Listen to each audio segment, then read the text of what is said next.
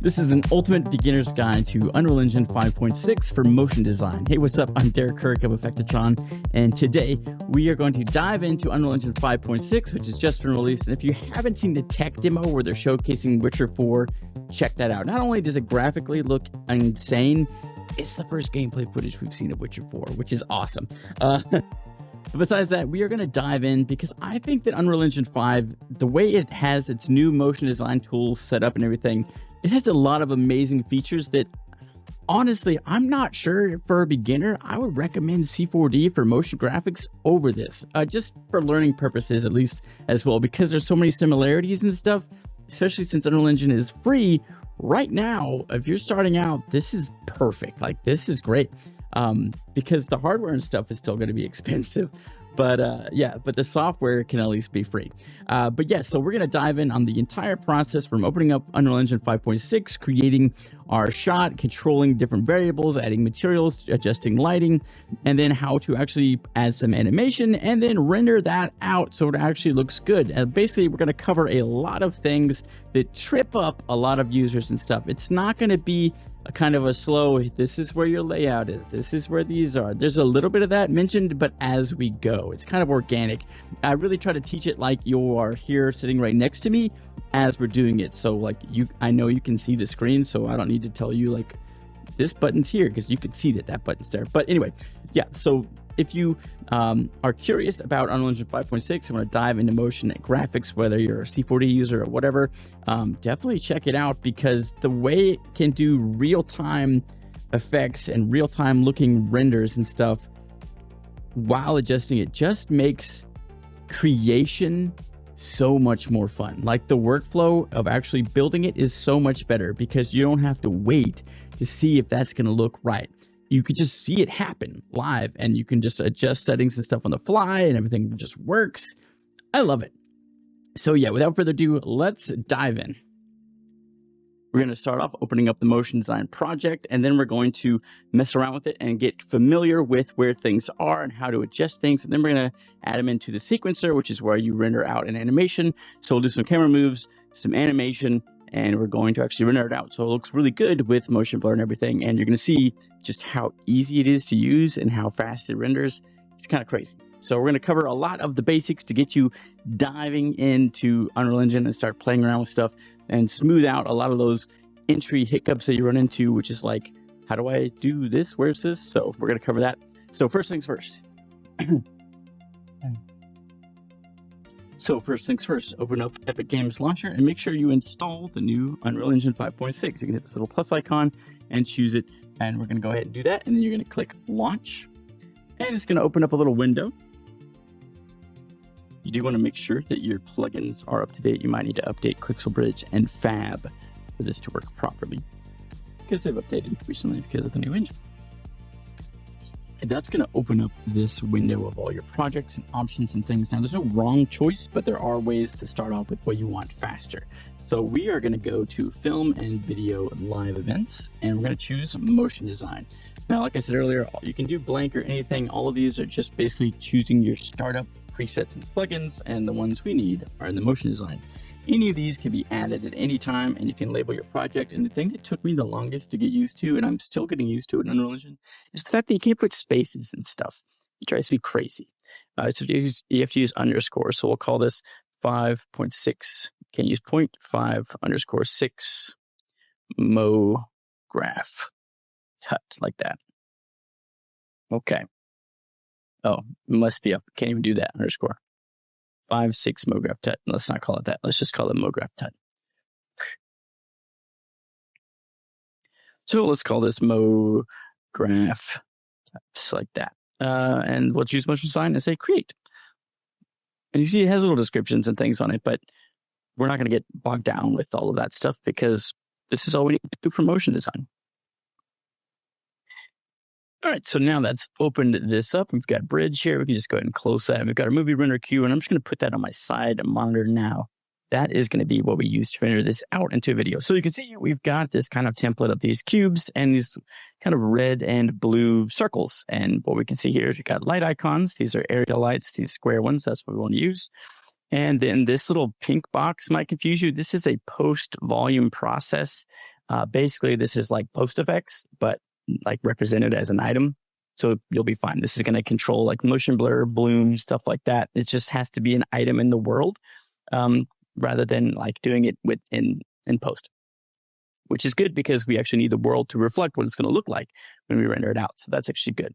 Okay, so we've got all of this stuff set up. And right now, if we go to our sequencer and we hit play down here, nothing is going to happen, right? We're just kind of set up in this way. So what we've got here is up in the top left, we've got motion design mode, which is good. So this is where we can add different shapes, viewports, 3D shapes, actors, spline actors, media plates, cloners, effectors, meshes, cameras, and lights. So this is like all the basic things we need for. Okay, so the next thing you need to know is over here on the right is your hierarchy of items and things you have. And you have toggleable visibility and things here, like just like in C4D and stuff, except when you put something in a cloner, it hides it basically because now it's using the instance version of it instead. So the original one is being hidden. That's all this means here. So we've got our cube inside of our cloner, which is inside of our cloner system.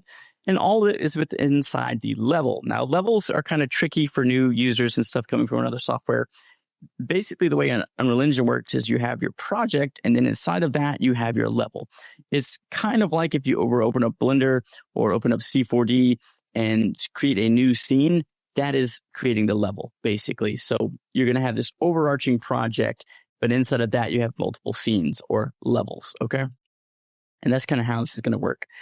So, and then we also have different cameras we can look at here. And if you want, you can just, click on this or double click on it. It'll step you to it, but you also see an image of it here. But the main thing that I like to do with cameras is to pilot them. So what I'm going to do is click the perspective right here, and I'll choose my camera 35. And now I'm going to look through that. And I'm also going to be piloting that.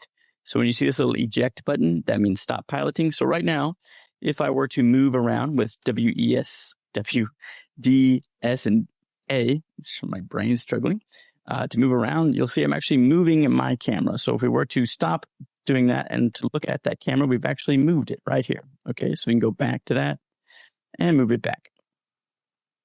Now, if we eject out, you'll see it is now in the middle. Cool. So I actually really like how easy it is to drive things around. I like to do it with lights and everything.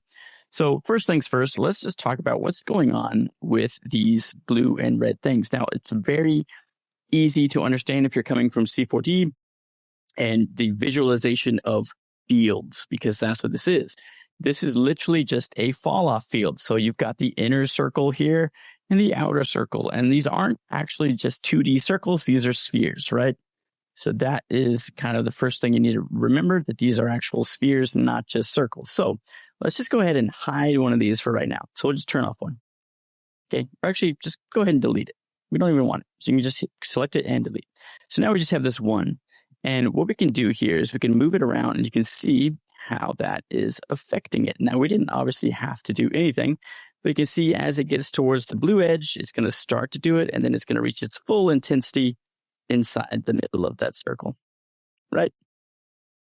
Boom, pretty cool. A very basic understanding of what's going on. So let's put it right here just so we can kind of see how it's affecting things. So inside of this noise, you can go down here to the details panel, and this is where you're going to see all of your options. Now, the best thing to do really is just select all right here in the tab, and that's going to let you just scroll down, and we can pull this up so we can see this a little more. And we have our effector, our magnitude. You can change the color, the shape of it, the linear fall off of it, all the things that you would hope to see inside of this. And it's all there. And then you can enable more things beyond it with incredibly easily. It's all just kind of built in. It's nice. So we're going to go with delay. We can toggle that on. And so now what's going to happen, as you see, as we go boom, it's going to have this nice kind of spring, boing, right? And it's cartoony, right? But we can adjust it now that we've enabled it. And so what we can do is change that frequency down. And now it's going to go boom, boom, and be much smoother, which I like. So we're going to leave it right at that. And you can play around with all these settings, all right? We're going to leave it at that for now. And again, we're going to just bring this over. And the fact that we can see all this live in real time is so good. And you can see here, we've got the mode, which is set to offset. And right now, all we have offsetting is the height in the Z, right? So, but if we were to reset this, obviously nothing's going to change, but we could change it to rotation like so. And so now it's going to affect the rotation like that, which is cool. Or, which I did way too much. I'd probably do like 180 or something like that. So it's like this nice kind of spin flip, which is really cool. But let's do, we're not going to worry about any of that, but you also can do scale and you can make it uniform. So you can scale that all up and just go like that, or make it negative, or, set it to 0. Let me spread this out so you can actually like see these. And there we go. Now we're going to go and disappear it and make it reappear. So very, very easy, like very visual, very instant feedback. And this is like the best way to learn, is the fact that you can just tweak it, see it happen, test it, trial and error it, and get familiar with how things work like instantly without the like delay of having to render it out or see it in animation or whatever, because it just works instantly. Okay, so you get that real feedback. I love that. So now what I want to do is I want to just reset that as well. So the reset button here, all these things, totally fine. I am going to put 100 back on the offset. So it's the original offset. And then I want to go down here to forces and I want to enable it. And this is going to do exactly what you would expect. It's going to open up a bunch of options for forces. And we can isolate this by clicking right here on forces. And then we can see this here. Now, we've got orientation, vertex force, and you can see it tells you like what they do. If you just hover your mouse over it, rotates around its pivot, vortex, curl noise, attraction, gravity, drag force, vector noise. All these things are really cool and play around with them. Vortex is super cool. We're going to go ahead and enable that. And if we slide that over, you're going to see we get this like instant vortex. And if you want to, create this, you can see we've got the axis here is set to 1. What if I set that to 0? Okay. And I set this axis to 1. So now we're going to rotate around that way, and we can go back to 0 here and go back to 1 there. And now we're going to spin around this way, which is what I want.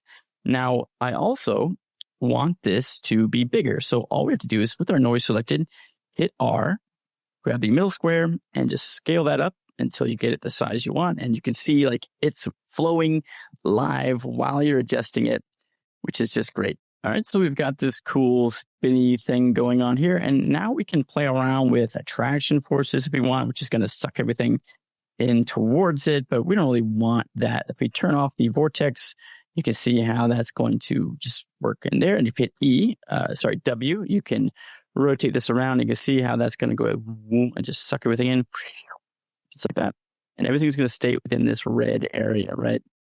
So that's where the full force is being applied. So cool how fast that is, right? So you get the idea of how that's going to work. Now, the same with, gravity. You're going to add that in there. It's going to go and just hit the bottom of parameter of the gravity because we're using a sphere. So it's going to hit inside of this shape. It's not going to hit the floor. We're not doing that just yet. We're not going to worry about collisions and things just yet in this video. Okay, because we don't want to dive in. There's already a lot to cover and we don't want to go too crazy. Now, vector noise and curl noise are probably the coolest. So we're going to go ahead and do vertex force. All right, so we get that cool spin around like so. And you can, move it around a little bit like that. I want it to be sort of in the middle here like that because I want it to rotate around something we're going to put in the middle. So let's go ahead and choose our curl noise. And if we slide this in, you're going to see we get this really nice, just organic movement. Now you may notice everything keeps like pushing up. That is again because of our mode. If we reset that to 0, we're not going to get that lift like we had, which is totally fine. So it's again a combination and stacking of these things. Look how good that looks. But I like the lift honestly just because I want it to not collide with the floor. So we're going to lift it up off the floor. Okay, cool. So now we have this neat kind of curl noise going on. And again, you can adjust all of these settings within here. Let's do 500 for the curl strength and maybe like 100 for the noise. Okay. And now we can combine these two just by enabling the vertex force and the noise, and we might need to slow down our vortex because it's a little fast. So vortex force amount, just pull that down. There we go, a little slower, maybe not that slow. There we go, but we still want to see our noise affecting this. So first things first, I'm going to just, again, scale up our whole thing here. Like that. So the thing to keep in mind is these two things are going to be working together, and, so you're going to have to adjust them back and forth. It's going to take some tweaking to get kind of the look you want, but what I've ended up with is force amount of the vortex is 1,000, and then the curl noise is 1,000, and the maybe the noise frequency, we'll try 5. That might be a little, just kind of bunching everything up a little too much. I think a lower is better, so maybe 1. And now let's put everything outside of our object, so we don't want that. Let's try 2. And there we go. I kind of like this. Let it kind of work itself out here a little bit. And maybe we can increase this to 1,500. So we get more vortex than we do curl noise. And we can lower the strength of this down to maybe like 800, 760. So we kind of want it to have this kind of organic kind of flow to it. So let's try again with, all right, so it's obviously going to take some tweaking and trial and error, but the fact that it's so instant is what makes that very bearable. It's not that big a deal, especially with the learning curve. And obviously over time, you'll figure it out just like, how everybody learns everything. Because you see, you adjust some of these values, like say the frequency of 4 here with a curl noise strength of, let's say, 800. We're getting this nice kind of organic swirl. And again, it's going to matter where we put this in relationship to our object. So let's bring it down just a bit. There we go. And again, we've got that force of the vortex amount set to 1,200 with just 1 in the x-axis. And now we've got 800 by 4 in the curl noise. And we have this really nice kind of organic swirl. So cool. We've got our animation set. We kind of understand how to add forces and things, how to move things around. And then, if we want to animate this, like how to keyframe that, let's just show you that really quick. And go ahead and pull this down. And so what you have here is the sequencer. So you want to make sure you have this. If you don't see this, you can click up here, this little clapboard, and add a level sequence, and that will open up the sequencer. And we actually need to do that because we don't have a level sequence here. Kind of a weird thing with Unreal Engine when it comes to that versus like Cinema 4D or anything, because you need a level sequence to actually render it out. It's basically like creating the timeline. Even though it's there, it's not really there yet. It's just empty. So we have to add a level sequence. Boom. Click that, and we'll say new level sequence. That's fine. You can name it whatever you want. And now nothing will change except now we're actually in that level sequence. And we're going to see our viewport changes slightly. And with our viewport, if you want to see kind of more how it's going to look in the end and all this stuff, we'll cover all that here in a little bit.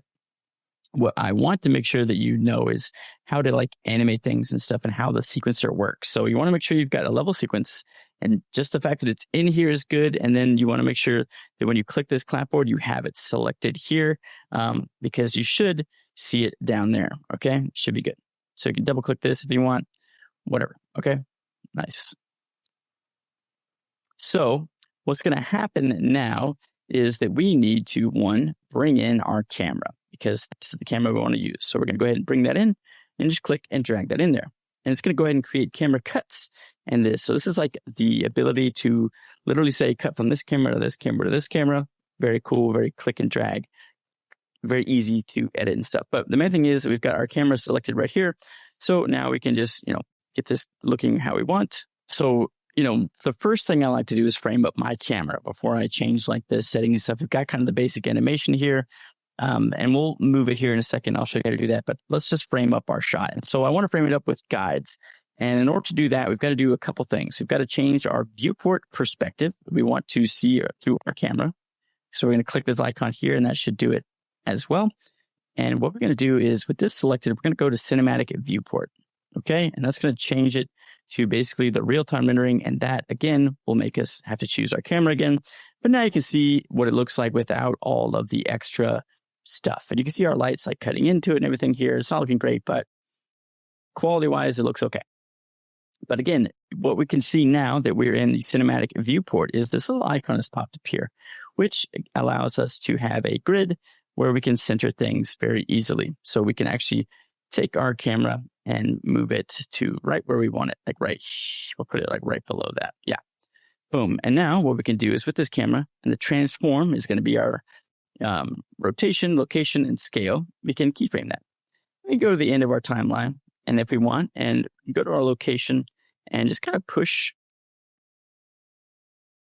And we can just kind of push in on the X. So we're just kind of zooming in a little bit, okay? And then just, again, keyframe that. We're clicking right here. This is going to keyframe all of the variables of the, there we go. Just click this little icon right here next to the transform to keyframe all of the variables. Now, with these selected, we can click and hold all of these, and then right-click.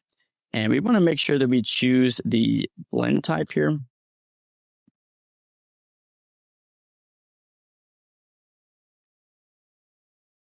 So with these selected, what we're going to do is, okay.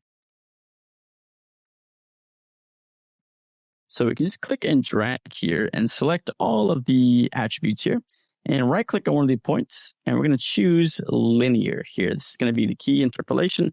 So now our camera move is going to go from here and go and just slowly push in at the constant speed. Totally fine. That's what we want.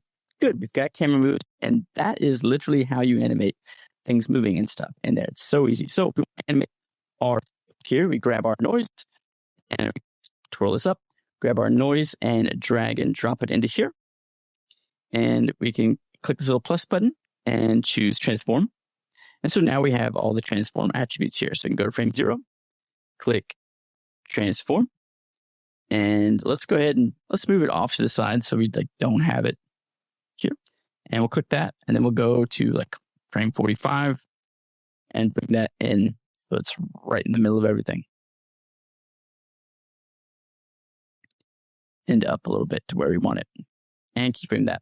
And so now, if we wanted, we hit play, and it would go zoom like that, right? Which doesn't look good. So we want it to just stay in the middle, how it is. But so we would just go back here and delete that keyframe. We can delete this keyframe as well, and just kind of adjust it. You delete it out of our line altogether and just leave it how it is. Okay. Cool. So that is the very bare bones of how to do an animation and stuff. So let's go ahead and add some different materials to this, add some text into this, and then render it out in a good quality. So first things first, I don't want skylights. I'm going to go ahead and delete that. And I'm going to delete the top light. I don't want those. I just want my area lights. So I've got my right fill, which is right here. And we're going to go ahead and get out of the default. We're going to get out of the cinematic viewport and go to the default viewport. There we go. So we can actually see our lights and stuff. And we're going to pull those back and up and then hit E to rotate. So with this selected, what we can do is we can either right click and say pilot the right fill light, or we can go up here and go to pilot and right fill. And so now what we can do is just literally aim our lights onto our object, and we want to backlight it here. So there we go. I'm going to aim it kind of at the back and above it here very easily. And then I'm going to increase the attenuation radius, which is going to be the area of effect of this light. Unlike lights in Redshift and stuff, this kind of fall off is called an attenuation radius, rather than just going on forever kind of a thing. So we also have the source, the barn doors, all that stuff here. And then brightness is set in candles and foot candles. And we don't have to do that, but I'm going to go ahead and leave that like this, just like that. Okay. And now we can obviously go back into our camera, and you can see that that's not really affecting our shapes in a visual way that I want it to. So we can increase that a lot, and we're really barely getting it. So what's happening here? Why did I see it from that angle and not from this angle? Well, part of it is our camera settings and stuff. We've got them kind of turned down, but part of it is the attenuation. And really, we just kind of got our angle wrong. So let's go ahead and pilot our light and kind of move it over here off to the side a little bit more. So I want it to really affect that. Okay. And we can come out of there. Now we can see kind of how that's looking a little better. Okay. I like that. And then my top light here, I don't actually want that at all. I'm going to delete that. And I'm going to go ahead and I accidentally deleted the wrong light. That's totally fine because what I can do, copy and paste my fill light here. And I'm actually just going to pull it out of my lights just so it's like on its own. And with this light selected, I'm going to pilot that light. And I'm going to fly it over here to the other side. And this one is going to be a little more of the front-ish facing one. There we go. And go back to our camera here. And now we have this nice kind of like studio setup light kind of a thing. It's not too bad.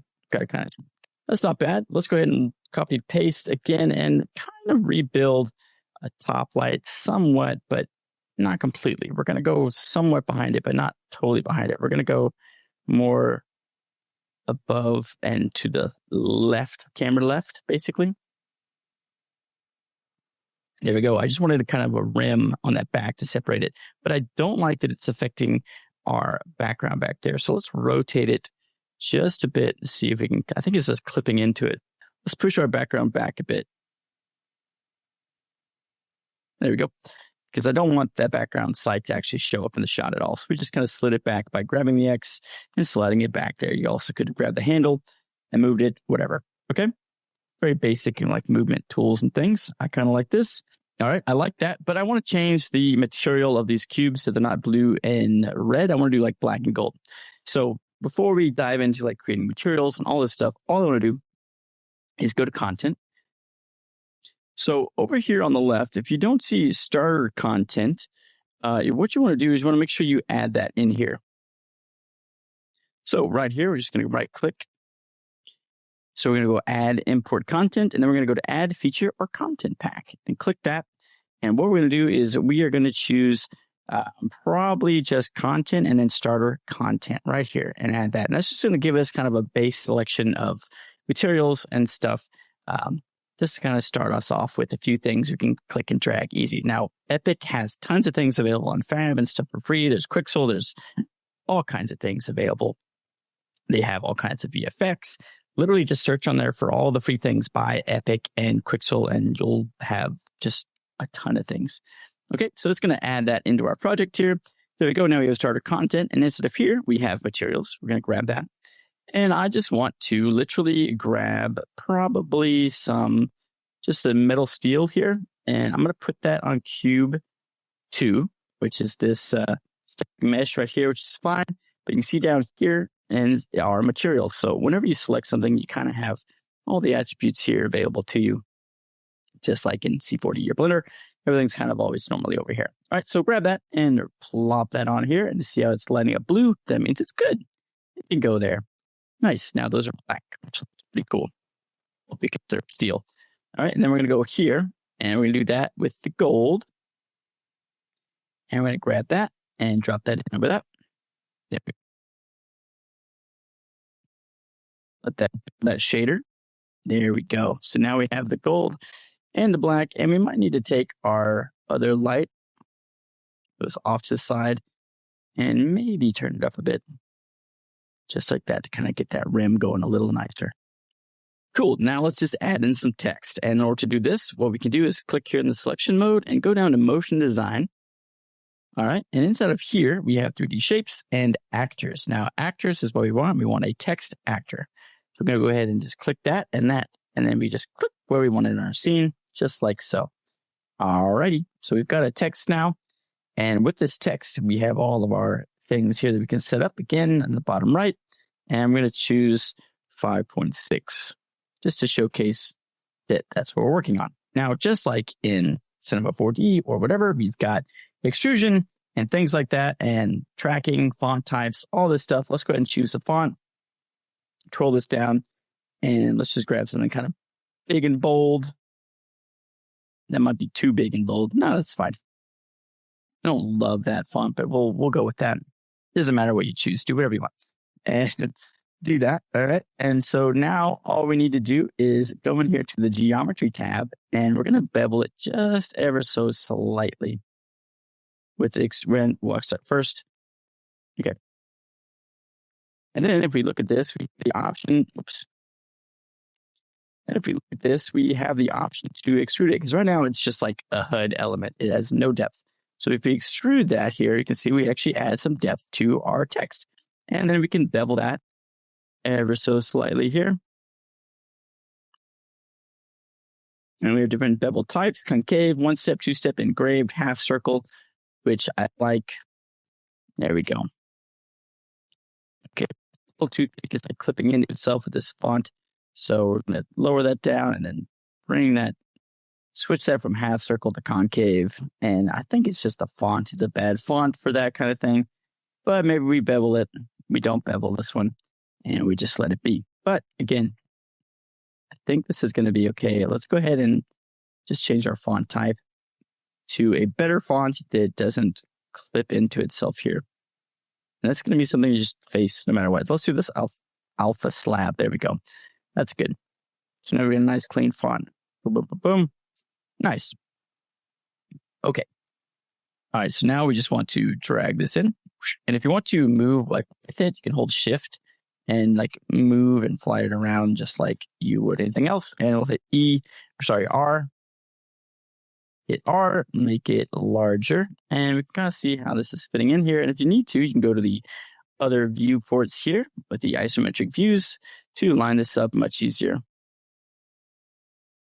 There we go. Put the text right there. And then we can move it down. Just kind of right in the middle.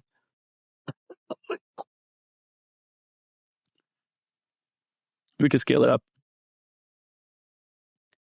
Okay. We can scale that up even more. And then slide it over just a bit. Okay. Go back to our main view, go back to our camera, and then adjust it like so. So it's kind of tucked in there, right? So it's like swirling around it and in front of it somewhat. I like that. Cool. Now we need to add a material to our font. And what we can do here is you can go to materials here and let's just do basic wall and toss that on there. There we go. And so now you can see kind of how our shadows are being cast. Everything's flowing around. And if you want less squares, obviously you can go into your cloner and go down to the amount and lower this down here, like 8 by 8 by 8 instead of 10 by 10 by 10. And that'll just be less.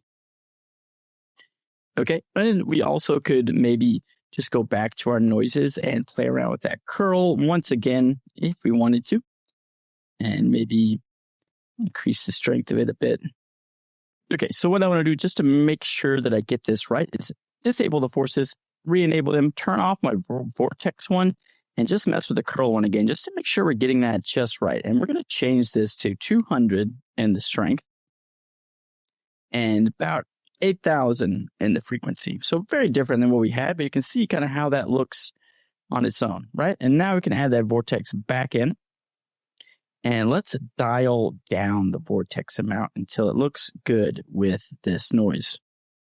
Because I want kind of that randomness of the noise working, but we might have to just split the difference here. So again, just final touches, but this is what's great about Unreal is you can add final touches very easily. So I think I like this speed, like maybe around 700. I like the speed of floating around, but I want it to be displaced more. So let's turn up the strength. Yeah, so let's do like 500 in the curl noise strength and 6 in the curl noise force frequency. So we kind of have this more organic-y kind of swirl around this thing. And that combined with 700 in the force with just a 1 in the X, I like this result. I like that it's coming across it and stuff. And you can see we've got our shadows going across. Everything's looking good. Go back into the sequencer. And again, we have our camera move. Go back to frame 0 down here. And we want to make sure that everything is where it needs to be. And it is not. Okay. We want to undo what we just did. We don't edit. We do. And you'll see that it's not because for whatever reason, when we added our text here, we animated a keyframe on it. I guess I pushed a button on it. I didn't mean to. So we're going to delete that and just out of the sequencer. And we're going to just rearrange our text here real quick. Unclick this so we can see this. And again, bring that back. Set it up.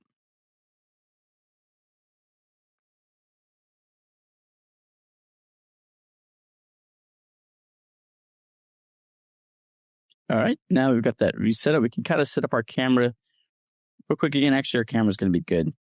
Got to set up how we want it already because we keep doing that.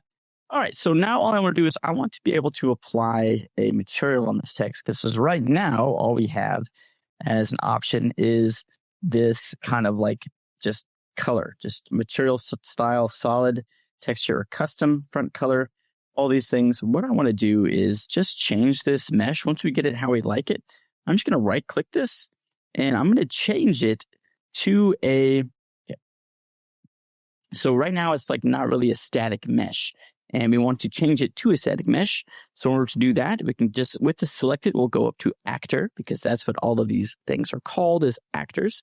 And we're going to go down here and say convert to static mesh. And we'll call it static mesh. That's fine. And we will just right click this and say replace selected actors with static mesh, static mesh. There we go. So now it's going to keep its same properties where it was, everything, but now it's a static mesh version of it rather than the other one. And so now we can just go back into our starter content, go back into materials and throw something on there. Like maybe, we don't want to do anything too crazy. Maybe we'll just put steel on that as well. And I want to put it on all of it. And you can see it created the bevel here. So maybe we'll put gold on the bevel. And the way to do this is you can see down here, we've got materials. We've got elements 1, 2, 3, whatever. I accidentally put it on the background. So undo that. We're going to grab the element 1 and throw that on there. And that should be that in element 2, and element 3. And lastly, element 5. Yes, we're doing like the back of it as well. Oh, sorry, lastly, element 6, 7, 8, 9, 10. We've got all these different elements. We're doing like each side that we had available, right? Which is cool. It's broken that up for us, already for us with selection tags, basically. So we have the shape here with that. I think everything looks good. We can grab this light and maybe increase the attenuation of it a bit. Yeah, I think that looks pretty cool though. Right? I think we're looking pretty good. Nice. We could maybe increase the exposure of everything, the whole scene, which we can do with our post-process volume. Now that is going to be in here, right here. Home. And we want to now go into this and set up all of our lighting settings. So what I want to do first, all right, is I'm going to set up the lighting settings. And by doing so, what I want to do is I'm going to click this little performance and scalability tool. And I want to change the scalability to cinematic if it's not there. And then material quality to epic. I want to be the best looking it can look. There we go. Cool. So now inside the post-process volume, what I'm going to do is I'm going to go to the global illumination tab.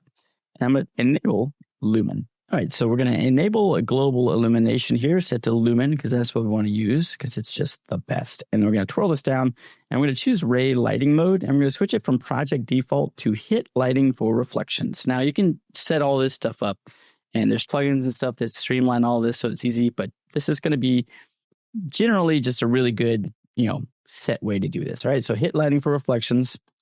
And scene lighting quality, you can actually increase this like even further, like we can say 4 or something like that. Scene detail, I like to crank that all the way up. And then final gather quality, I like to crank that all the way up as well. And the rest of that stuff, I think we're going to leave it like it is, which is fine. I think the rest of it's pretty good. We can do an indirect lighting color and indirect lighting intensity, which is basically like what GI is. So that's good. And but that's pretty much all we need to do for that. All right. So now we're good. And so now what we want to do is just render this out. So we've got our look here. And what we want to do is we want to just hit render on this. Now we could add like depth of field and stuff, but we're not going to do that just yet. But we do actually want to do some motion blur. So inside the post-process volume, we're going to type in motion blur. And we're going to choose the amount at 0.5. and all of these things as well. Well, not the per object size, but target FPS. You can set it to whatever your target FPS is. And this is good. I think this is fine. You can see it happening there. It's going to look okay. Now, this is going to cause some aliasing issues and stuff if you don't render it out right, which is why we're going to do render settings now. So hit this little icon right here, this little clapboard, and that's going to open up your render movie queue. So, boop. Okay. And now that has added that in here. And what we can do now is go to the settings by clicking right here. And this is so easy. Okay. There's a lot, but once you kind of get the gist of how it works, it's very much straightforward. So here's what I'll say. Because we are using like forces and things, and there's an animation happening, we want to add some warm-up frames. So basically, if you've ever played a game or anything, and you see when like the camera angle changes and like their hair like flops, it's because it doesn't have warm-up frames in the game. So it just has to run the simulation like really quick every time, but we don't want that to show up in our render. So inside of here, we've got settings, export sequences, and deferred rendering, and output right now by default. Output, you're going to choose what you call this and where you save it. I'm going to move where I save it because it saves it like deep within the actual project file itself. And I don't want to do that. I want to put it in a motion tut folder and call this like animation. Okay. And put it in there and select that. And then the only other thing I need to click settings and go to anti-aliasing. And inside the anti-aliasing, I am going to set this to 2 and then 8. And I'm going to override the anti-aliasing. And I'm going to choose none. Now, I'm using these settings because we're using motion blur. Okay. Now, we also want to do warm-up frames. All right. And we can twirl this down. And this is what I was talking about. We're going to do render warm-up frames and engine warm-up frames. We're going to do 64 of both. So the way this is going to do is like, that's basically like when you do pre-roll in C40 or Blender, like you need your sim to go before you actually like start your scene. So you're running your scene, you're going ahead and running your sim. So when we render, we're going to see this. Okay. Now, we're good to go right now, but our motion blur is going to have some like fuzzy edges and stuff. So there's a couple things you can do to increase that. And this I learned from JS Films. And this I learned from JS Films, who has some amazing Unreal Engine tutorials. You should definitely check him out. And he does a lot of like cinematic stuff, which I like, not game dev stuff. So we're going to go ahead and click settings, and we're going to choose console variables. Okay. And this is like basically you can add in certain aspects that are kind of override everything else that's going on. So with our console variable, we want to hit this little plus sign, and we're going to type in motion blur. Okay. And we want motion blur. And then we want to scroll down here to separable. This adds a second motion blur pass that smooths out noise for a higher quality. Click, and we're going to set that to 1. Then we're going to add another console layer, and we're going to type in motion blur. And here we have quality. And if we go right here, you can see if we stay right here, it is custom value. Startup value is 4. And basically, that's going to be the highest value. So if we hover over this, you can see it says defines the motion blur method, which allows to adjust the quality of performance. 4 is very high. So we're going to set it to 4. Same with motion blur separable. Okay, good. So we're good to go. Now we've done all these things. We can literally hit accept and say render local and watch this go. Watch how fast it goes. So it's going to do the render warm up, and then it's going to start rendering. And we're doing like pretty good quality anti-aliasing in it when we're doing 2 and 8. That's 16 when it multiplies together, which is like, it's good. It's a good balance between quality and performance. All right, so you can see it is rendering out a low quality render. Don't get discouraged if this doesn't look quite right and it has this weird pulsing. That is because of the subsample. So every time it's pulsing, it's gathering those motion blur frames, okay? All right, so lastly, you want to open up DaVinci Resolve or Premiere Pro and bring in something like that. So we're going to go ahead and double click in the import projects here and just choose our animation. And we're going to go ahead and make sure image sequence is selected. We'll select that first one and zoom, it's going to bring that in. We can create a new timeline for that. And you can see what we have here. You can see if we zoom in on this at a still frame, we've got a little bit of anti-aliasing going on, and we could probably crank up the samples a smidge more, but it's really not too bad. Again, it's not crazy fast. So that's not bad. Another thing we can do here is we can actually denoise it. DaVinci has a really nice denoiser. Premiere Pro does not, but it does have a denoiser. But if you type in denoise, you only see audio denoise. You have to be smart about this, right? And say VR. And inside of VR, there's D-noise. And what we want to do is we want to type in VR for denoise because it's D-noise. And we can search and see if there's a D-noise, but no, it's just for VR. So we're going to grab that and drag and drop that on here. And it's going to smooth everything out like way too much by default. So we're actually just going to take this noise level and lower it way down to like 0.01 or maybe and we do something like 0.01 with this. And there you go. So now we have this cool thing. And we could go ahead and come in here and maybe add a little lumetri onto this as well. And we'll just kind of do the basics. We'll do a little contrast. And we're going to bring up the shadows just a bit because I want that to pop a bit. And also bring up the highlights just a smidge though. All right. And then we're going to go to the creative and we're going to click through here till we find one that I kind of like, which is this Fuji 2393, and just dial it way down. But I do want those like kind of bluish darks, and I quite like that quite a bit. So I think that is looking pretty good. And we can always sharpen it just a bit or lower it ever so slightly. That's going to blur everything. But that might help with some of those edges, just a very subtle de-sharpen. But it doesn't really matter because once it's playing, it's fine. So we sharpen it a bit, up the vibrance a smidge, and there we go. And now we have the video. There we go. That is the entire process from opening to exporting. Actually, Control M to export, or switch over here to the export tab and then export it out as a H.264. Obviously, manage the source and click export. Okay, good. But yeah, that's the whole process for opening up, creating, and diving in. Just like a very complete beginner's guide to Unreal Engine and stuff like that. Yeah. Cool. Let me know what you guys think. See you next time.